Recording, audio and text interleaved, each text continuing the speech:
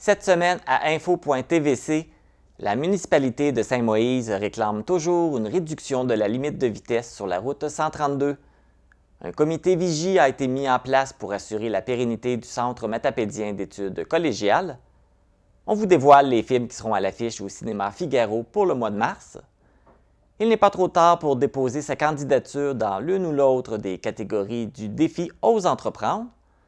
Et le matapédien Éric Lamarre s'est mérité une bourse pour réaliser son court-métrage. Bonne émission!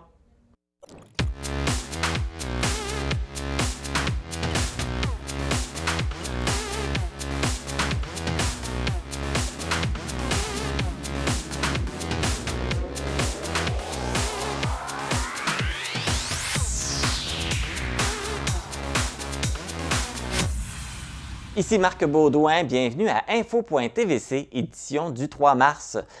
C'est la semaine de relâche qui débute. Avez-vous pris congé pour passer la semaine avec vos enfants?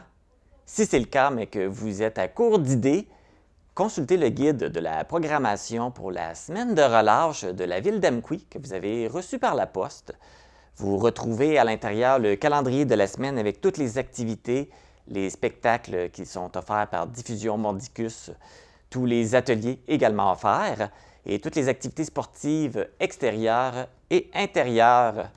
Plein de belles idées à faire à tous les jours.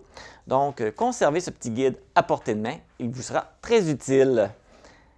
Débutons maintenant avec les actualités matapédiennes. Hier, autour de 16 heures, une collision entre deux véhicules s'est produite sur la route 132 à Lac-aux-Saumons.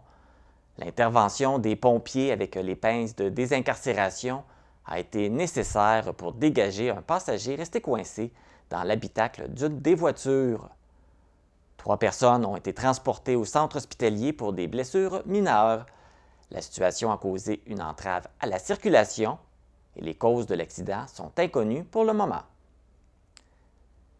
Dans le cadre de sa tournée des merci, l'équipe d'Opération Enfant Soleil a remis 207 843 $ à 11 établissements de la région du Bas-Saint-Laurent.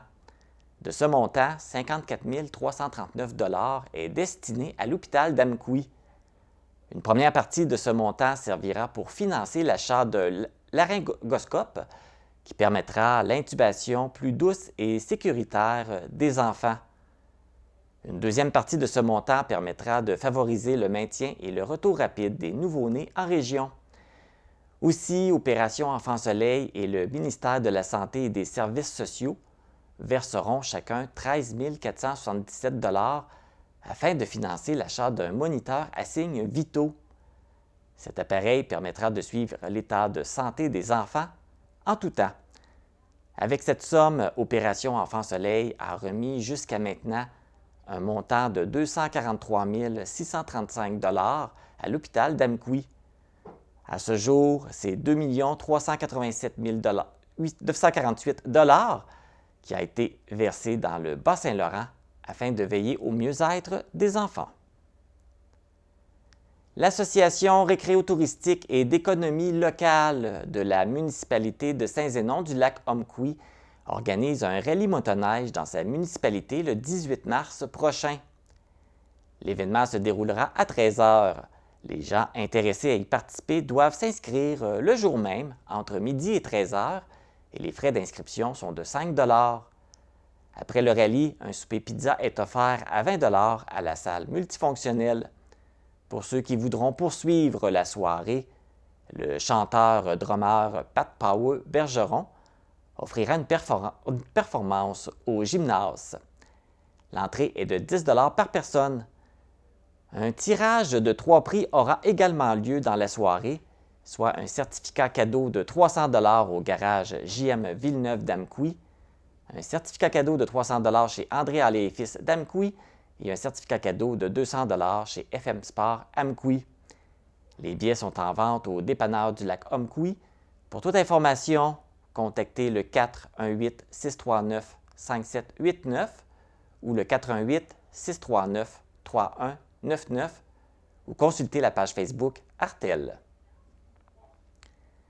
La MRC de la Matapédia sera présente à la Foire de l'emploi Capitale Nationale Chaudière-Appalaches les 14 et 15 avril 2023.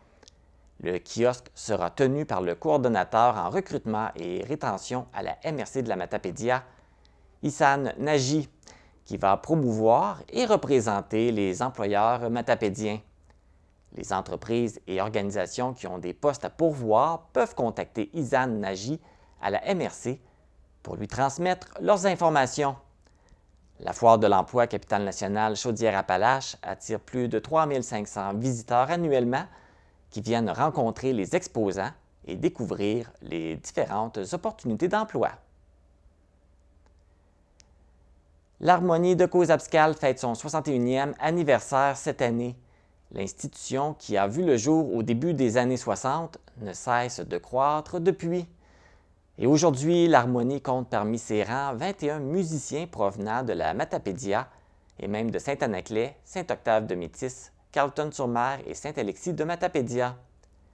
L'ensemble musical peut compter sur 4 vétérans qui sont présents depuis 50 ans, soit Léopold Bergeron, Martine Deschaines, Sonia Barriot et André Desrosiers. Si comme eux, vous vivez la passion de la musique et que vous désirez vous joindre à l'Harmonie de Cause-Abscale, vous pouvez contacter Kelly Watchurst au 88 756 3115 ou bien Sonia Barriot au 88 756 3121.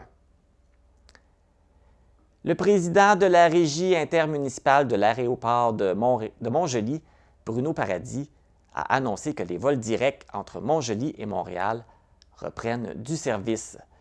Depuis le 27 février, il est possible de réserver un vol direct Montjoli-Montréal sur le site de la compagnie d'aviation Pascan.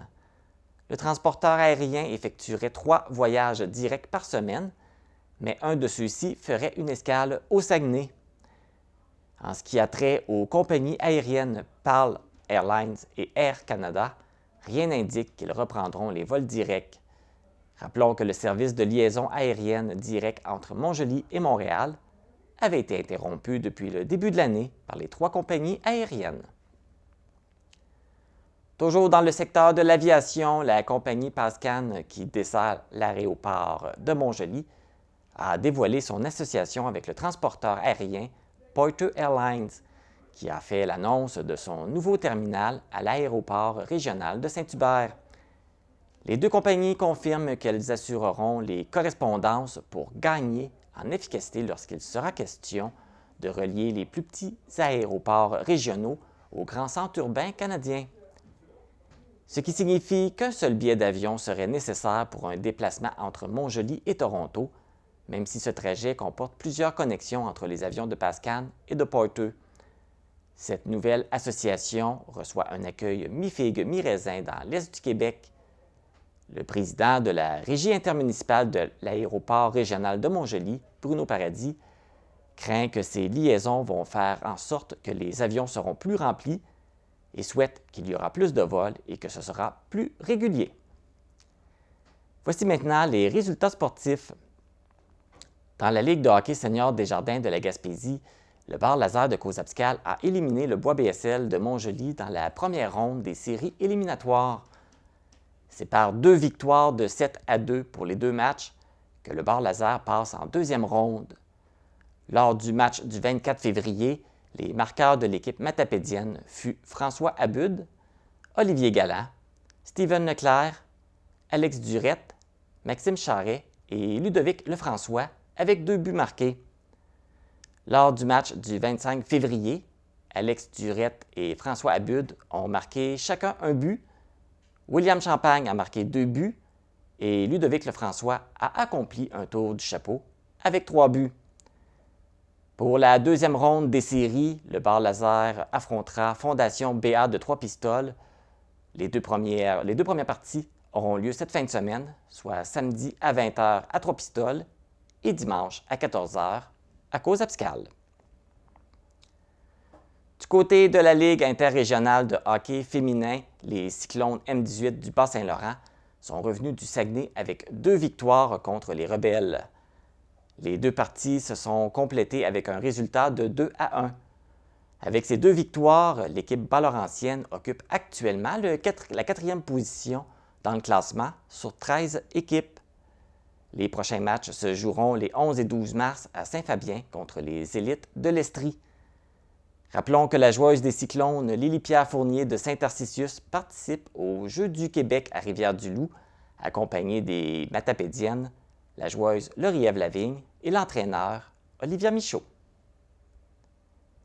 La patineuse de vitesse de Lac-aux-Saumons, Emmanuelle Leclerc, est revenue des Jeux du Canada qui se déroulaient à l'île du Prince-Édouard avec 4 médailles au cou.